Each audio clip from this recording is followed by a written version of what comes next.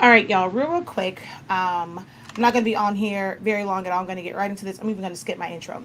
But if you saw my last video, if you didn't, I will, after this is over, I'll go in and I'll make sure that it is linked at the end of this video for the playback. If you're watching over on YouTube, if you're watching over on Facebook, you're just going to have to go through the videos on Silaholics Anonymous's Facebook page.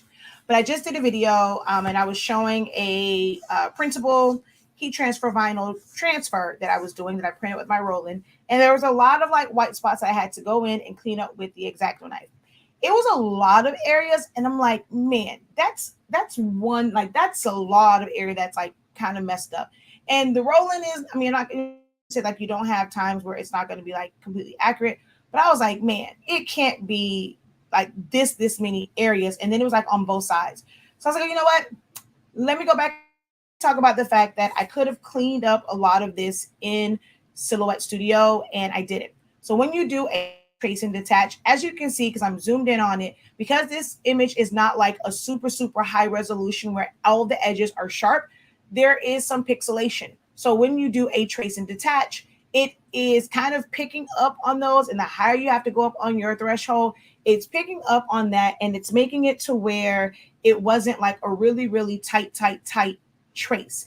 And sometimes you're going to get white lines, and when you're zoomed out, you're going to think, okay, it's right up on it.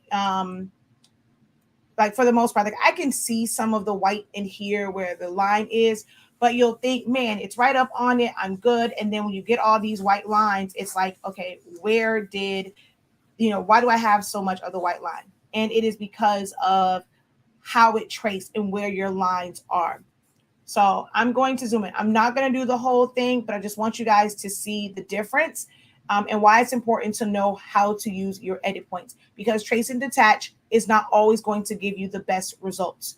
So I'm going to double click and I'm just going to highlight these and make sure that they are on corner point. I'm going to click off and go here. So sometimes it is better to just manually trace it all the way out, or you can use your trace and detach to kind of get it started, and then use the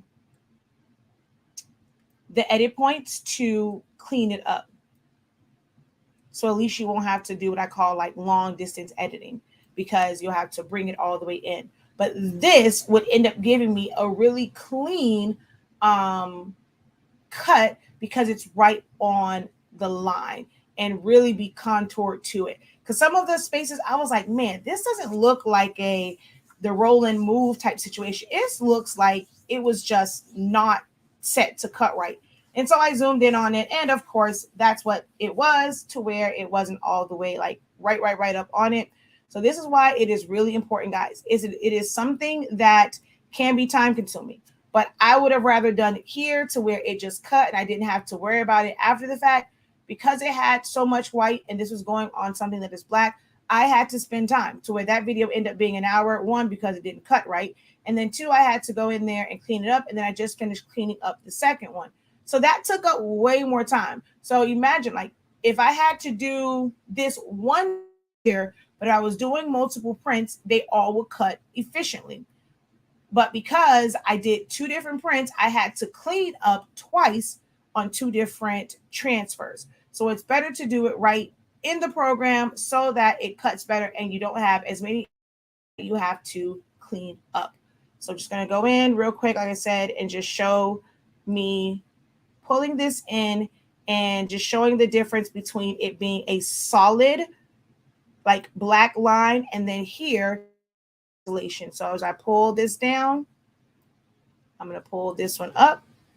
So by doing the trace and detach, it's still in it's like in the shape of it. So a lot of times all you have to do is just really push it up and you don't have to do a lot of to it. Now right here is where I was like, man, that just didn't trace right. So I'm just going to add a point and I'm going to take this one all the way up. Yes, it's going to look like I'm losing my design, but trust me, I'm not. I'm going to add another point right there, push that in, push this in over here, bring this one down.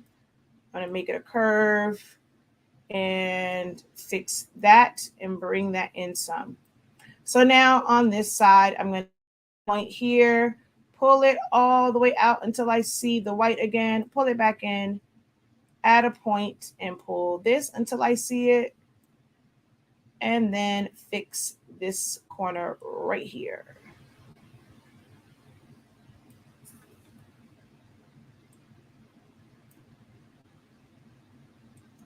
So it is very, very important to not don't overlook the importance of knowing your edit points. And it doesn't matter what program you're in.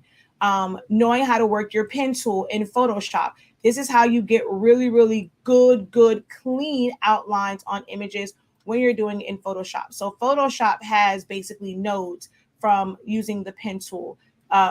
Corel Draw has the Bezier tool. There are nodes on that one. Illustrator has this as well. Affinity Photo, Affinity Designer. Give me 1 second.